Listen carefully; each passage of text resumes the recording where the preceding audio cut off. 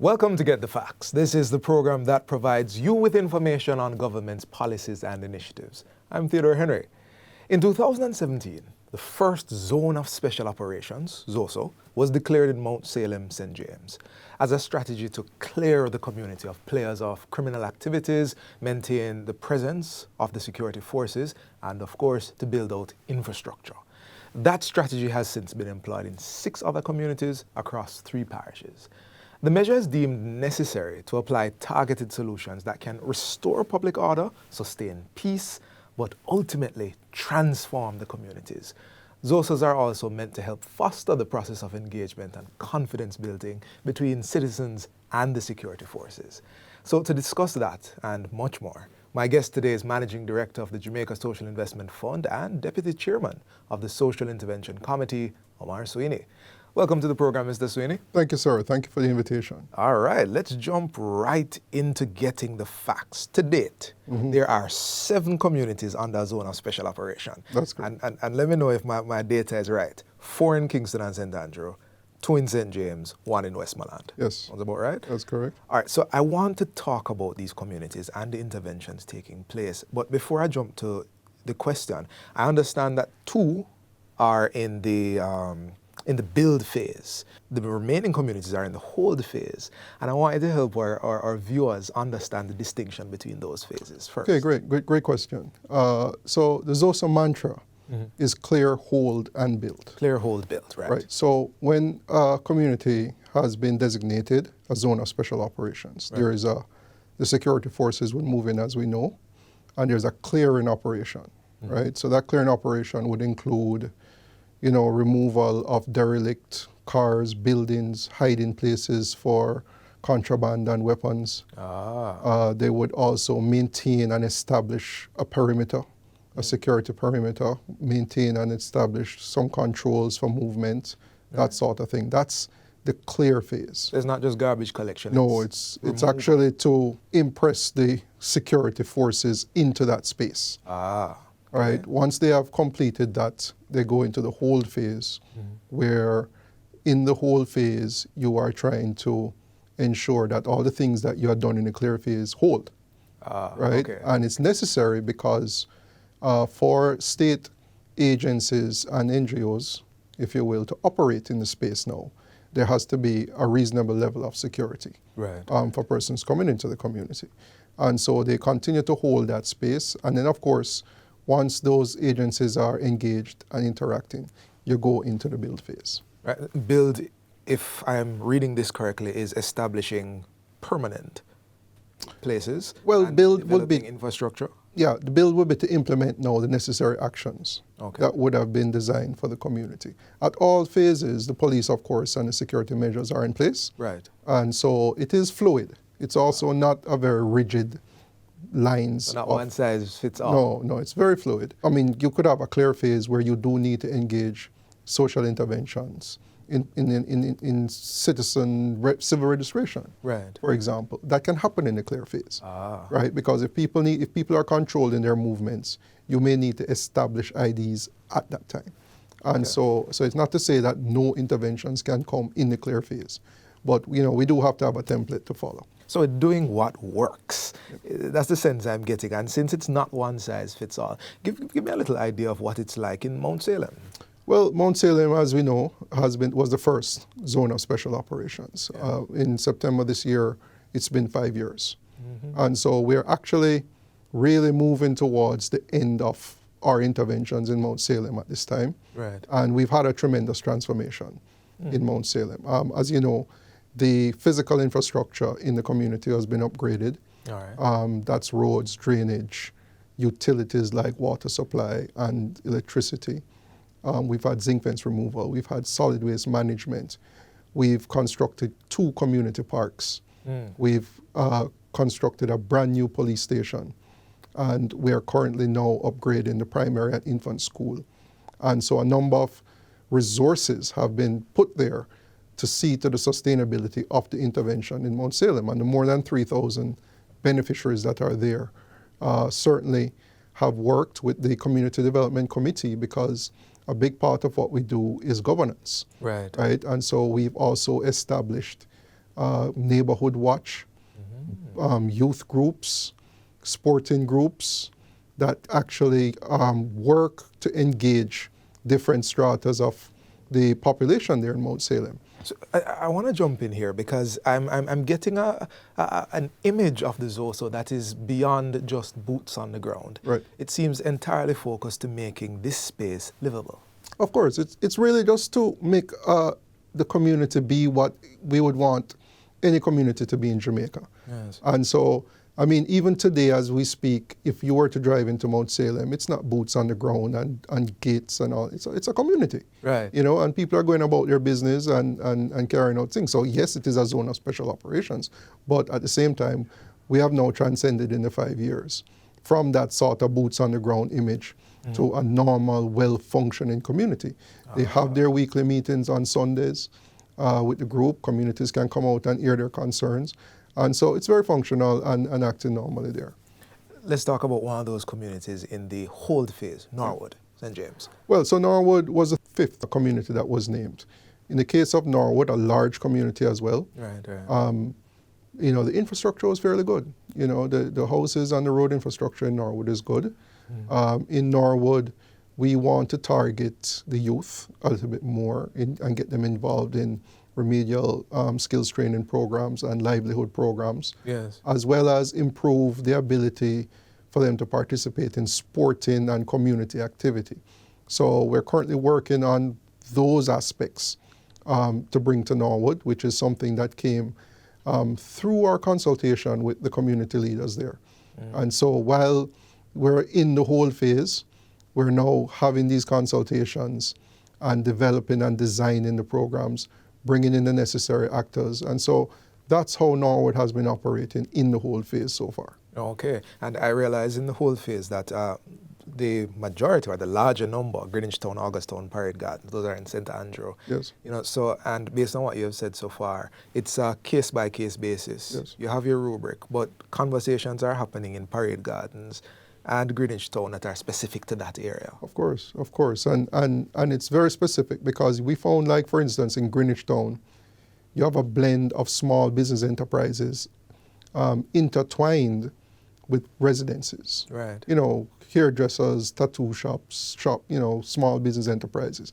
So in the case of Greenwich Town now, we were very strong in small business enterprise grants, to have, someone who needed a freezer, a car wash, need a power washer. These things to help their livelihood and even create jobs, because that's how that community operates. Understand. So we spend a lot of time on the Social Intervention Committee really looking at the deficits and see how we can fill those gaps and how we can make it so that the community can sustain itself.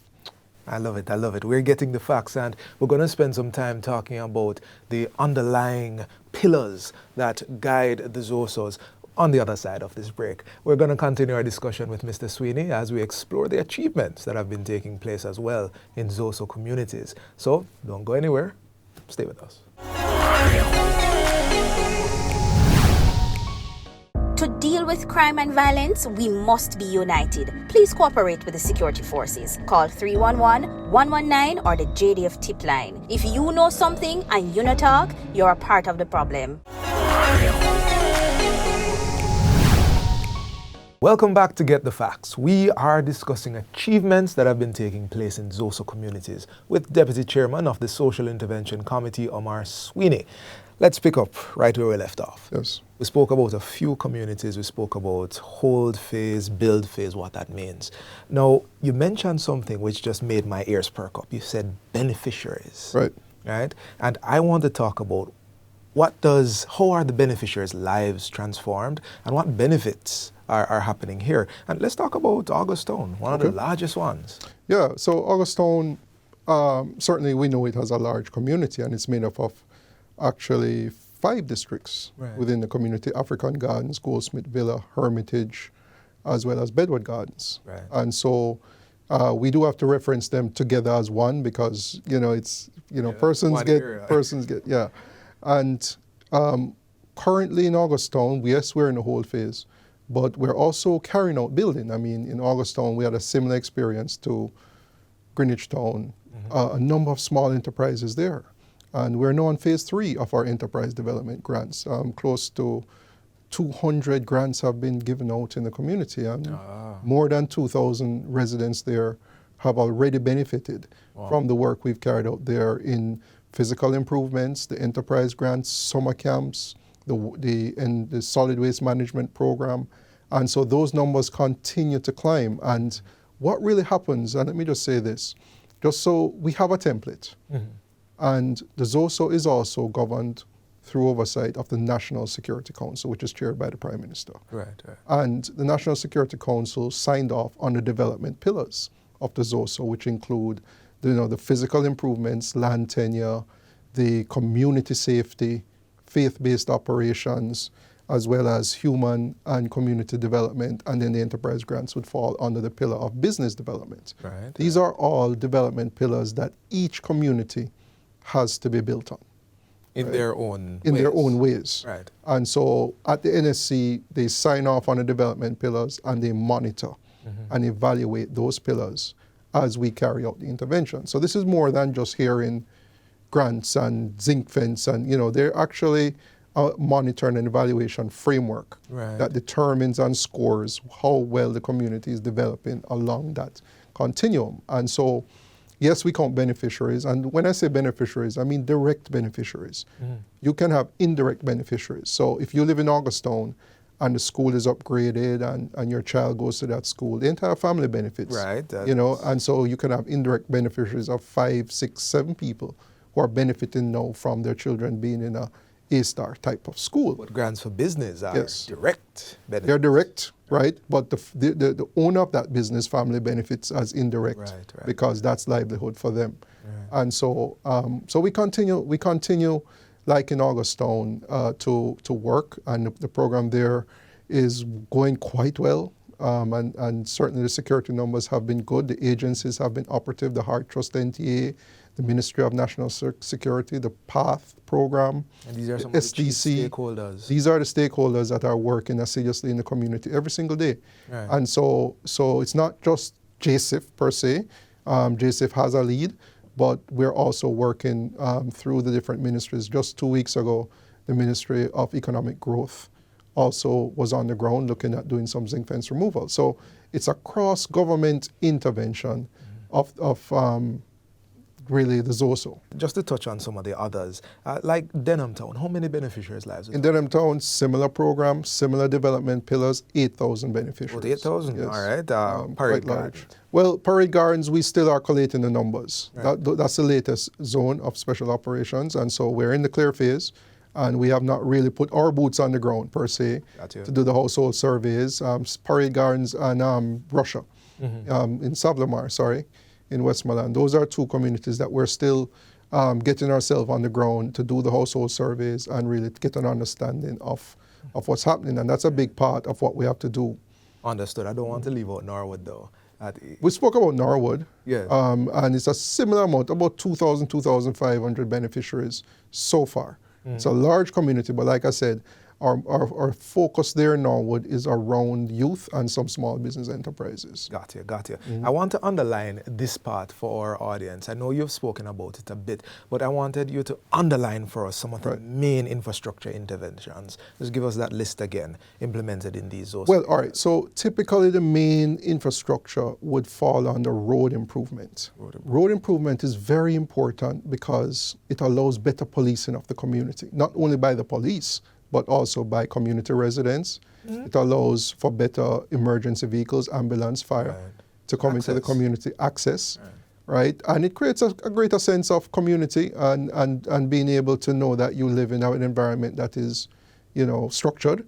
And so the road improvements is big. The zinc fence removal improves community safety. As I've said many times, we use crime prevention through environmental design, which is a way of creating better lines of sight. So, you don't have a zinc fence hiding what could be bad behind there. Right. So you create better lines of sight, you create a better perception of safety for persons walking along the road. Street lighting is important. So these are some physical things.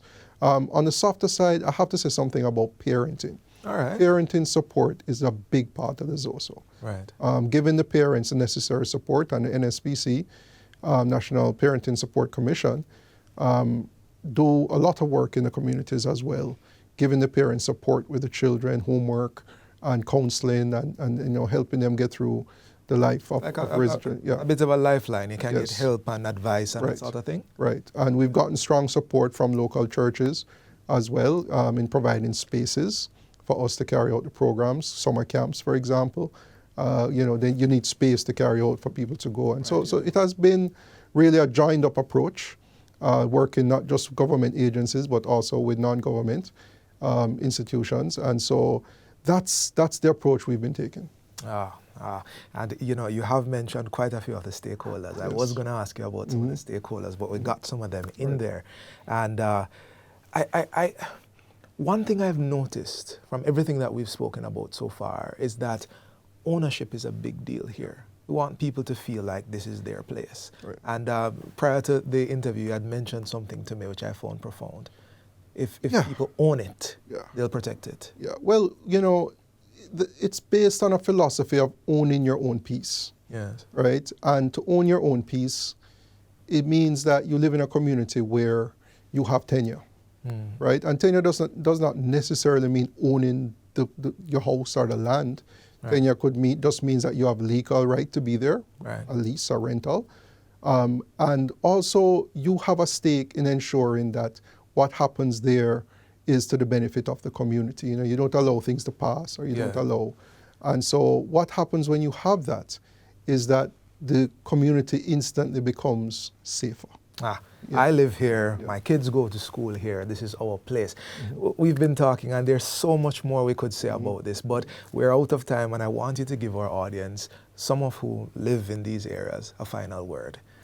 Yeah, I wanted to say really that the Zone of Special Operations, yes, it's operating in 7 communities, but it is something that is fit for purpose, and it may not necessarily be right for every community. And what we can learn that this type of approach should be used all across Jamaica to help our communities be safe, and owning your peace, making your community safe is your responsibility. Thank you so much. This has been Get the Facts. Our guest today was the Managing Director of the Jamaica Social Investment Fund and Deputy Chairman of the Social Intervention Committee, Omar Sweeney. Thank you for watching, and until next time where we get even more facts. I'm Theodore Henry. Take good care.